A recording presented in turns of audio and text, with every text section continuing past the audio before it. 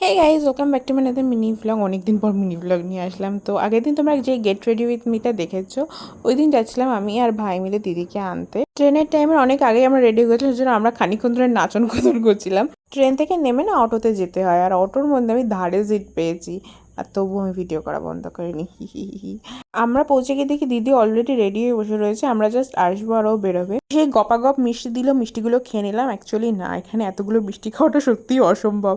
এই লম্বা গোল মতন যে মিষ্টিটা রয়েছে, ওই মিষ্টিটা দেখে প্রথমে ভাবলাম যে খেতে পারবো, বেশ সুন্দর দেখতে, কিন্তু ওই মিষ্টিটাই সবচেয়ে ভয়ানক মিষ্টি ছিল, যে ওটা খাওয়ার পর বাকি মিষ্টিগুলো খেতে প্রচণ্ড কষ্ট হচ্ছিল। তারপর দিদিকে দিয়ে মিষ্টি খাইয়ে দিয়েছি। ফেরতের সময় প্রচণ্ড বৃষ্টি হচ্ছিল, কিন্তু আধা রাস্তা তারপরে আবার ঠিক হয়ে যায়। আর ফেরতের সময় আমরা গাড়ি পাচ্ছিলাম না, ডাবল অটো চেঞ্জ করেছিলাম। আর আমার চুলগুলো দেখো ভাইয়ের মুখে, ভাই আমাকে এখানে পোজ দেওয়ার চেষ্টা করছে, তাই পুরো চুল ভাইয়ের মুখে চলে গেছে। সেদিন একাদশী প্লাস শুক্রবার ছিল, তো বাইরে কিছু খাবো না বলে আইসক্রিম নিয়ে এসেছিলাম বাড়িতে।